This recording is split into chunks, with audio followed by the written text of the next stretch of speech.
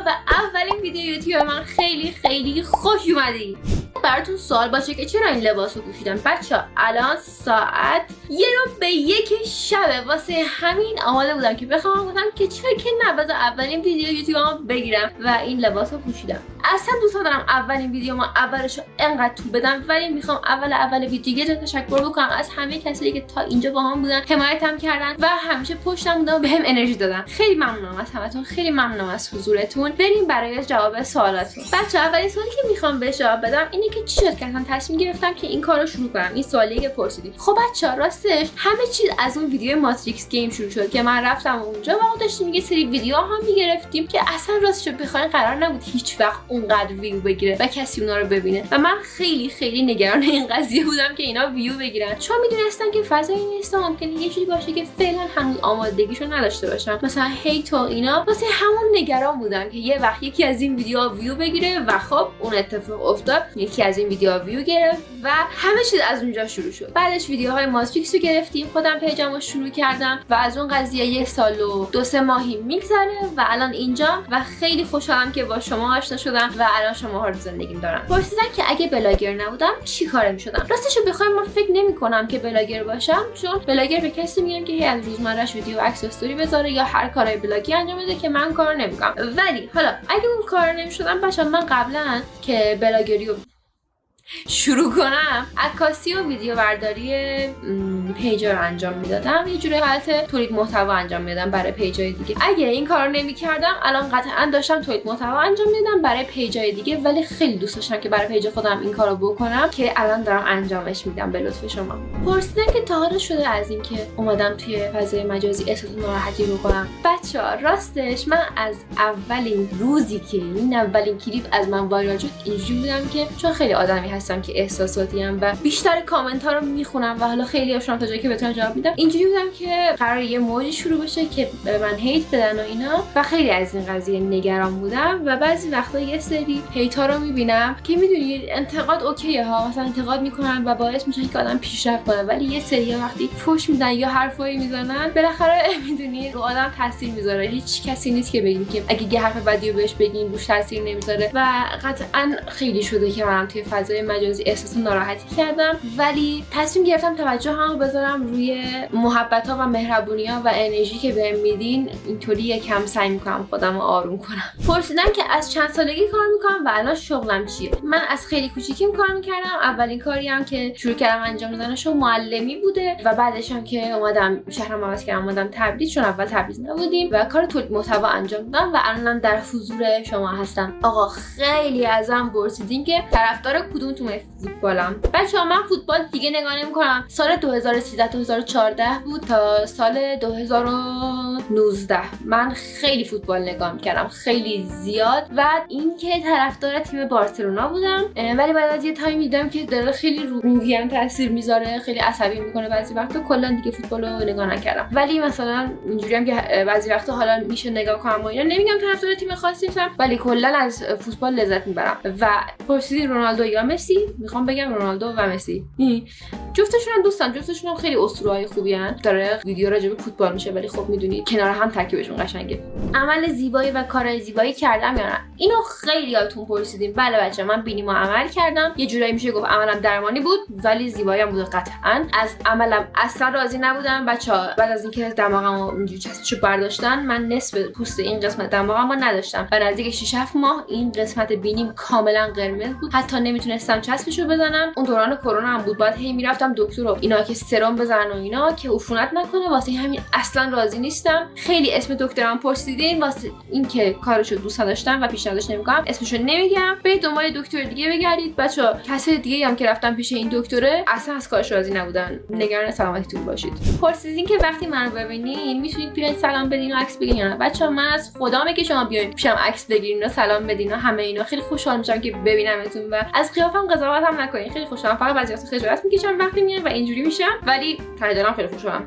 پرسیدین که اگه به گذشته برمیگشتم چی رو عوض میکردم؟ بچه‌ها من از اوناییم که دوست دارم بگم که من اگه به گذشته برمیگشتم هیچی رو عوض نمیکردم، چون اون چیزایی که عوضش نکردم بچه‌ها من 100% رشته‌مو عوض میکردم. تجربیات اصلا دوست داشتم، یعنی اونقدر که من عمرمو گذاشتم روی زیست خوندن اینا که الان هیچ یادم نمیاد. یه کار دیگه میکردم خیلی موفق میشدم زندگی. واقعا دوست دارم برگردم عقب و رشته تجربی نخونم دیگه. به کسایی که میخوان دمتون گرم، اصلا هیچ کاری ندارم با شما، اون رشته مناسب من نبود. میدونی؟ اگه میتونستم فقط 3 چیز رو از زندگی خودم حذف کنم چی بود؟ تنبلی، از دست دادن آدمایی که خیلی خیلی دوستشون دارم، کم حافظه بودن اما خیلی دوستشون عوض کنم. پرسیدن که اگه یه ابرقدرت داشتی دوست داشتی اون چی بود؟ بچه‌ها ببینید من خیلی به این فکر می‌کنم، خیلی زیاد. بعد میخوام بهتون یه چیز بگم. من دوست داشتم دارک فینیکس رو میشناسین، توی سری فیلم‌های ایکس من بوده. خب اون و واندا این دو تا رو با هم ترکیب کنیم، من دوست داشتم قدرت اون دو تا رو داشته باشم. یعنی میشدم فرای هر چیزی. اگه من اون قدرت رو داشته بودم، ببین دیگه تمام شده بود همه چیزی، یعنی هر چیزی تمام شده بود. یعنی الان دنیا پر از آتش و اینا بود. پرسیدین چند تا خواهر برادر دارم؟ بچه من خواهر برادر ندارم، تک فرزندم. همین. پرسیدین دوست داری مهاجرت کنی یا نه؟ بچه من نمیتونم، خیلی وابسته مامانم، چون که مامانم فقط منو داره، واسه همین نمیتونم مهاجرت کنم، چون ترجیح میدم هر جایی باشم که مامانم هست. پرسیدین که سلبریتی کراش دارم یا نه؟ دارم. جانی دپ و هنری کویل خیلی دوست دارم. پرسیدین بلد قرمه سبزی درست کنی یا نه؟ آقا یه چیزی میگم، یه نظریه خیلی خیلی نامحبوبه، ولی من نکشین. من از قرمه سبزی خوشم نمیاد. از قرمه سبزی خوشم نمیاد. اصلا دوستش ندارم. حتی قیمه رو بیشتر ازون دوست دارم و بلد نیستم قرمه سبزی درست کنم. تازه از ماهی هم متنفرم. از ماهی خیلی بدم میاد. یعنی تا الان لب به ماهی نزدم، ازش متنفرم. تو رو ماهی نمیگم، فقط ماهی. هیچ نوع ماهی هم دوست ندارم. مرسی، خداحافظ. پرسیدین که چای رو با چی میخوری؟ با قند یا حلوا؟ بچه‌ها من چای رو خالی خالی میخورم. میدونیم چون تلخش مثل زندگیمه. آقا خیلی ازم سوال پرسیدی که تو مالتریکس کار میکنم، توی اونور اینور کار میکنم یا نه. بچه‌ها من توی هیچ کدوم از این مغازه‌ها کار نمیکنم و برای من نیستن. من صرفا فقط میرم اونجا و کلیپ میگیرم. کار من یه جورایی محتوا، یعنی بازیگری تبلیغاتی انجام میدم و اونجایی هم که میرم تبلیغات، فقط بازیگری تبلیغ برای کلیپاشون بازیگری تبلیغاتی انجام میدم. همین. بعد همشون هم همکارن. بعد این کلیپایی که میبینید همشون سناریوه. همین.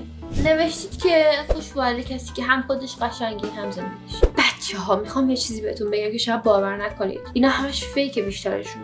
خب چیزایی که تو اینستا میبینید واقعیت نیست. میدونید زندگی هیچ کدوم البته نمیدونم باید اونجوریه، ولی خب زندگی من که گل و بلبل نیست و پر از اتفاقات جالب و نمیدونم یونیکورن و اینجوری از این ور پروانه بیاد از اون ور رنگین کمون و اینا اسب تک شاخ بره این ور اون ور. زندگی من اصلا اونجوری نیست، هیچ وقت نبوده. واقعیت خیلی متفاوت تر از اون چیزی که شما توی قالب این لیستا می‌بینید. پرسیدین که غذای مورد علاقه‌م چیه؟ بچه‌ها من غذای مورد علاقه‌م کبابه. من تا صبح میرم کباب بخورم. شب، نهار، شام، صبحونه از خواب بیدارم کنید بگی کباب بخور. مثلا و اینکه انقدر کباب خور شدم، قبلا انقدر کباب خور نبودم. دوست سعیم دیانا باعث شد که من کباب خور بشم و الان عاشق گوشتم و کسایی که گیاهخوارن منو ببخشن، چون که من هم گاو دوست دارم هم مرغ. پرسیدین که پاتوقم کجاست؟ کجا زیاد بیشتر میرم و کجا میتونید منو ببینید؟ بچه‌ها من خیلی پاتوقم همینجاست، همین جایی که دارید میبینید، تختم، اتاقم، خونمون. پرسیدین که رشتم دانشگاه چی بود؟ من رشتم توی دانشگاه ادبیات انگلیسی بود. خیلی هم دوستش داشتم. میدونستین که 8 تا قلب دارن؟ یه قلبش خون رو پمپاژ میکنه، تا دیگه‌ش هم خون رو میبره سمت آبشوشا که ازشون اکسیژن دریافت کنه. چه کاری خیلی بهت میگفتن انجام بده ولی انجام ندادی. بچه‌ها من میرفتم تبلیغات با اینا ویدیو بگیریم، خیلی بهم میگفتن مثلا سناریوی چیز برو، همین معاوضه 4x5 خیلی بهم میگفتن که این کارو بکنم، ولی من جوریام که نه اصلا. چون ببینید همونقدر که شما اینجوری هستین که میبینید هستین که نه، باور کنید من 100 برابر شما اینجوری هستم که نه، و مطمئن بودم اگه این کارو بکنم شما بیشتر اعصابتون خورد میشد وقتی میدیدین اینجوری بودین که وای بس کن، چون خودم دقیقاً این حس داشتم که وای بسه، واسه همین مثلا انجامش ندادم. یا مثلا بهم میگفتن که بیا مثلا فلان کارو بکن، با فلانی برو تو حاشیه، نمیدونم فلان چو، با این اینجوری که نه من مغزم واقعا این جوش زار نمیکشه و دوست ندارم به کسی اینجوری به سمتش تیر پرتاب کنم و حاشیه ایجاد کنم. بدبختای زندگی خوشم میکنم و من اینجوری شدم که نه بیام ازت استفاده ابزاری کنم. نوشتین یک ضرب در شماره موبایل. یک ضرب در شماره موبایل میشه 0938 200. 90% سوالتون این بودش که و من نمیتونم اینطوری باشم که بهش اهمیت ندم چون خیلی پرسیدین. بچه‌ها یه تونه توضیح بهتون بدم. به هم حق بدین که بخوام زندگی شخصیم رو برای خودم نگه دارم و دوست داشته باشم که چیزی رو بیارم علنا توی فضای مجازی بگم. لطفا خواهش میکنم ازتون به این احترام بذارین. واقعا هر کسی راحت نیستش که بخواد مثلا در این حد چیزای شخصی رو به اشتراک بذاره. خیلی ازتون ممنونم. ورزش میکنی؟ اگه میکنید چیکار میکنی؟ بچه‌ها من داستان ورزش کردنم خیلی طولانیه. من به مدت 10 الی 12 سال والیبال کار کردم و خیلی ورزش دوست داشتنی و من خیلی والیبال دوست دارم. بدنسازی کار کردم، بعدش کیک بوکسینگ کار کردم تا کمربند مشکم داشتم میرفتم که اونم ول کردم. دوباره شروع کردم به بدنسازی. الانم دارم هر از گاهی میرم تنیس اگه حساب بشه. ازم پرسیدین اسم اصلیم چیه؟ بچه اسم اصلی من ریحانه است، ولی از بچگی دوستام همشون بهم رهی میگفتن، واسه همین رهی عادت کردم خودمم. نه که اسم خودم دوست داشته باشم، ولی با اسم رهی خیلی بیشتر احساس میکنم که خودمم. برای همین اگه بشه شما منو رهی صدا کنید. مرسی. پرسیدین پیتزا یا همبرگر؟ بچه کباب. برگر، ولی از بین این دوتا برگر رو بیشتر دوست دارم. پرسیدین که قهوه خور هستم یا نه؟ بچه من قهوه خور نیستم، من چای خورم. من چای دوست دارم، ماچا هم دوست دارم. میدونم اداییه ولی ماچا با سیروپ توت فرنگی رو دوست دارم بعضی وقتا، ولی قهوه نمیخورم. یه زمانی خیلی میخوردم، تپش قلب گرفتم، معده درد گرفتم، اینجوری که چای. ازم پرسیدیم بازی مورد علاقم چیه؟ بچه بازی مورد علاقه من لاستاواسه که خیلی دوستش داشتم و سرش افسرده شدم و بعد از اون هم ردمشن اونم خیلی دوست داشتم و خیلی سرش افسرده شدم، مخصوصا اون قسمتی که اسبم میمیره. اسب من نه، اسب آرتور. چه شما آرتوراتون رو شکل نگه می‌داشتین؟ گوشه نگهش می‌داشتین؟ یعنی بردین آرایشگاه خوشگلش می‌کردین؟ آرتور من انقدر خوشگل بود. ازم پرسیدین این تتویی که روی این قسمتم چه معنی داره؟ بچه معنی این تتویی که روی این قسمتم اینه که من اون زمان فکر کردم که خیلی خفنه، واسه همین رفتم دادمش. همین بود معنیش. معنیش این بودش که من احساس کردم خبره. پرسیدین اگه میتونستم به یه حالت حیوان دیگه تناسق پیدا کنم چی می‌شدم؟ داشتم من احتمال خیلی زیاد گربه می‌شدم و احتمال خیلی زیاد ای با اینم گربه است. بعد احساس می‌کنم زندگی قبلیم گربه بودم. اینو مامانم خیلی بهم میگه. بچه‌ها یه سری‌ها بهم میگن ازدواج کردی یا نه؟ نه بچه‌ها ازدواج نکردم. ازدواج کجا بود بابا؟ اینا رو از کجاست می‌دارم؟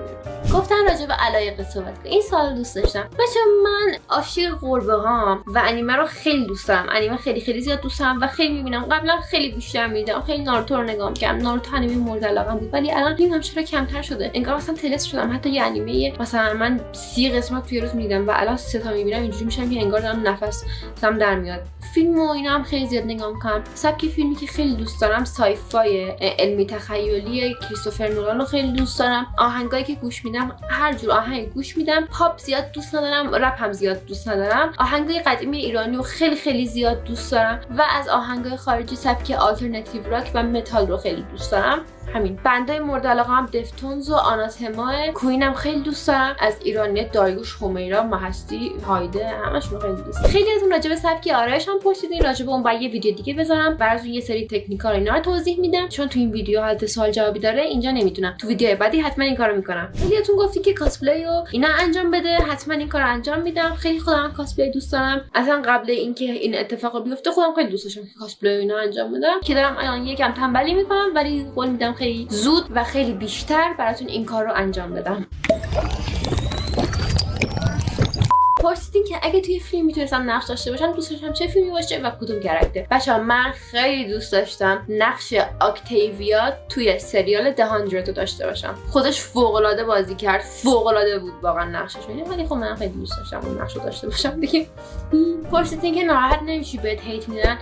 مگه میشه آدم ناراحت نشه؟ ولی خودم دارم تلاشمو میکنم که محتواهام جوری نباشه که هیچ وقت به کسی آسیبی برسونه یا انرژی منفی برسونه یا هیچ وقت خدایی نکرده من به کسی توهین بکنم یا یه چیز اشتباهی رو نش بدم. همین، یعنی خودم حداقل اینجوری وجدانم راحت هستش و کسایی که هیت میدن دیگه میدونید چیکار کنم نمیشه که. خب همه که قرار نیست اصلا پیش میاد که آدما از یکی خوششون نیاد و خب این طبیعیه، ولی مثلا اگه خودم به شخص دوست داشتم اینو یکم تغییر بدم اصلا نمیگفتم که حس میکنم، فقط این بودش که اون قسمت فوش و بی‌ادبیشو دوست داشتم نباشه، میدونی؟ مثلا بیان براکم کنن یا بگن که ازت خوشم نمیاد، مثلا هر چیزی رد کنم بره و توهین میکنم به خانواده یا هر کسی توهین میکنه، آدم واقعا قلبش میشکنه. ازم پرسیدین پت دارم یا نه؟ بچه‌ها من یه پت داشتم خیلی وقت پیشا، یه گربه کوچولو بود، اسمش آکی بود، نارنجی بود. آکی به معنی پاییز بود چون خودش های پاییز بود و تو پاییز گرفته بودیمش، ولی خیلی کوچولو بود و خیلی زود فوت شد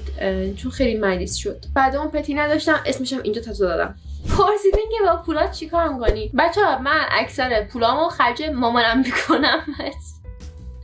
بچه‌ها شاید باورتون نشه من بالای 1% خیلی زیادی از پولام رو سعی می‌کنم برای مامانم خرج کنم، چون حس می‌کنم لیاقتش رو داره و دوست دارم که به همه چی برسه و دوست دارم که یه زندگی خیلی خوب براش بسازم. پرسیدین که دوست داشتی چیکاره باشی؟ من خیلی بازیگری رو دوست داشتم. از اول بچگی اینجوریام که کاش من بازیگر می‌شدم، ولی خب نشد. پرسیدین گفتم که بازیگری خیلی دوست داشتم. خب بچه‌ها همش همین بود. تا جایی که میتونستم سوالاتون رو تونستم جواب بدم. اگه بازم سوالی باشه سعی میکنم که قسمت دوم بسازم که همه سوالاتتون رو تا جایی که بتونم جواب بدم. مرسی از اینکه اولین ویدیو من رو نگاه کردین. خیلی ممنون میشم ازتون که نظرتون رو بهم بگین توی کامنت ها و اینکه اگه دوست داشتین لایک و سابسکرایب و اینا بکنین. باورم نمیشه دارم این حرفا رو میزنم الان. همین دیگه. سعی میکنم خیلی زود کیفیت ویدیوامو خیلی بیشتر بکنم که لایق نگاهاتون باشم. خیلی ممنون که ویدیومو تماشا کردین. مراقب خودتون باشید. خدافظ. این کی خاموش شد؟ خیلی استرام اومدم نورپردازی کنم اما همینم خاموش شد.